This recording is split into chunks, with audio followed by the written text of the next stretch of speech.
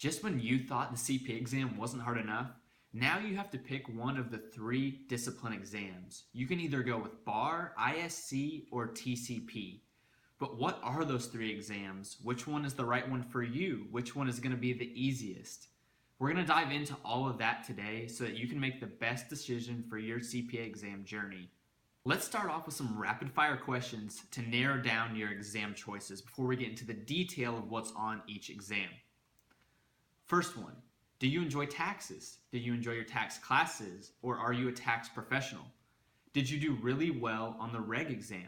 If you answered yes to any of these questions, I would suggest that you consider taking the TCP exam. Next, are you a computer nerd, an expert in IT? Do you understand data structures, storage types, IT infrastructure, and how this all relates to financial accounting? And again, this is detailed IT stuff. It doesn't just mean that you can do a VLOOKUP in Excel. It's a lot more complicated than that. If you answered yes to any of these questions, I'd suggest considering ISC. And finally, do both of the above exams sound terrifying or difficult to learn from scratch? And do you love highly technical accounting? If so, then consider taking the BAR exam. Now we're going to get into the details of each exam here, starting with TCP. This is straight from the AICPA blueprint for the TCP exam. 30 to 40% is tax compliance for individuals and personal financial planning. 30 to 40% is entity tax compliance. 10 to 20 entity tax planning. 10 to 20 property transactions and disposition of assets. You'll see that for multiple choice, you have 2 testlets of 34 multiple choice questions, and then 3 testlets of TBS, task-based simulations, for a total of 7 sims. Part 1 of TCP, tax compliance and planning for individuals and personal financial planning, you're going to get into compliance, tax planning for AGI, taxable income, estimated taxes. You're going to look at compliance for passive activity and at-risk loss limitations, gift taxation. You're going to look at personal financial planning. Part 2 for entity tax compliance, 30 to 40% of the exam. You're going to look at C Corps, S Corps, partnerships, trusts, tax exempt organizations. You will get into basis type questions for here that can get a little bit complicated in their calculations and other types of transactions with these entities. Part 3, entity tax planning, formation of these different business entities, tax planning for C Corps, S Corps, partnerships. And then Part 4, the property transactions, 10 to 20% of the exam here. Non-taxable disposition of assets, amount and character of gains and losses on asset disposition. This is when you think about Section 1245, Section 1231, those types of assets and dispositions. And then related party transactions, including imputed interest. If all of these topics sound pretty complicated to you or pretty daunting, or if you didn't do well on taxes and reg, then you might not want to consider this exam. But if you are a tax pro, if you enjoy taxes, if that's what you're going to do professionally in your career, I think this is a really good route to go. Some of these items used to be on the old reg exam before TCP was created. When I took reg back in 2021, a lot of these concepts were on there, a lot of detailed basis questions. It's not everything, but there are a lot more detailed questions on TCP. But again, if you're in the tax area, if you like that, if you do it for a living, I think this is a really good option for you. Next, we're going to take a look at the details of ISC. The weights are here below, again, right from the AICPA blueprints. Information systems and data management, 35 to 45%. Security, confidentiality, privacy, 35 to 45%. Considerations for system and organization controls, SOC reports or SOC engagements, 15 to 25%. You'll see here that you have 2 testlets of multiple choice for 41 questions each, and then you have 6 TBSs split up into 3 different testlets there.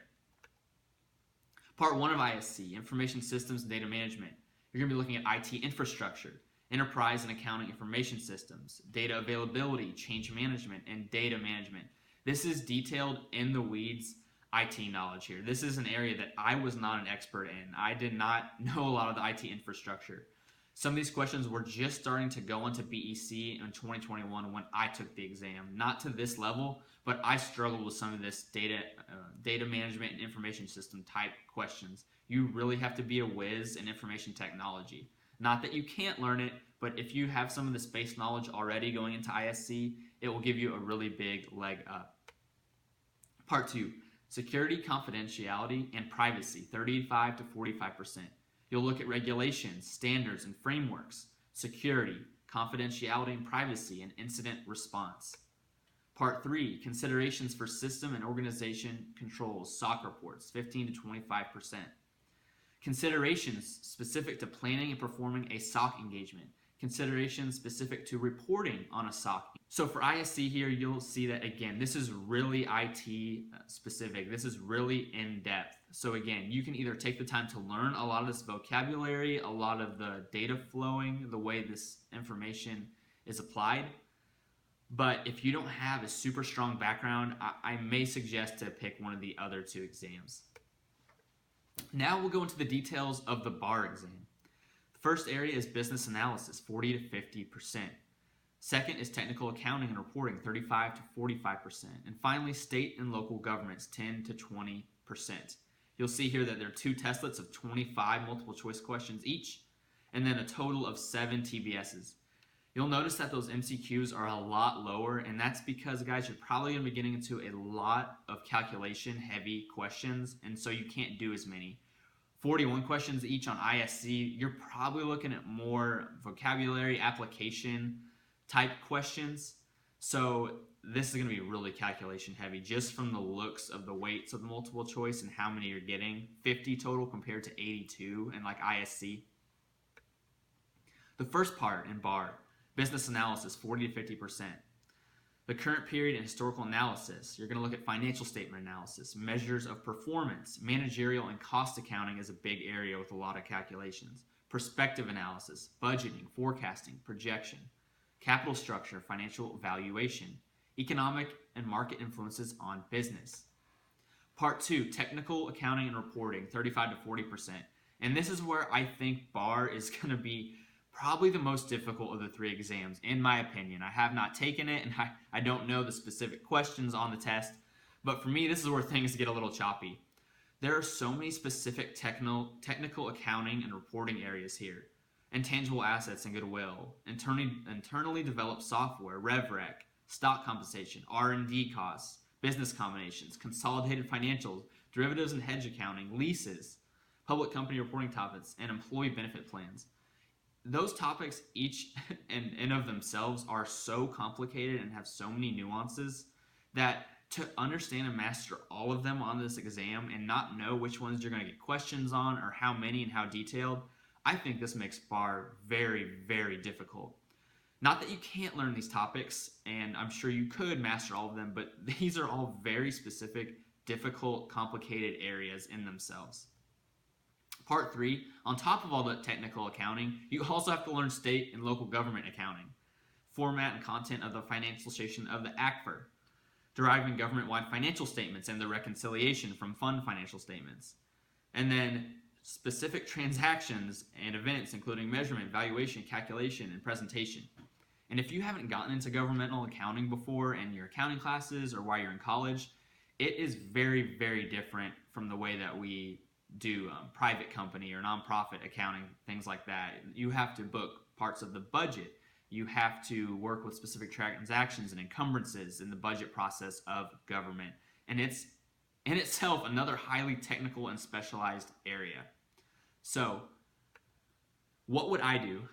This is based off of how I work, my previous knowledge back when I was going to take the CPA exams. I have a weak information technology background. I am not strong in IT. Could I have learned some of that vocabulary and some of that application? Probably, but it was not my strong suit. The second point, again, I was just saying this with the bar in detail summary. Bar is way too comprehensive and broad with many highly technical areas. I think that is such a conglomerate of so many technical areas of accounting, plus government, plus cost accounting, and all the financial analysis.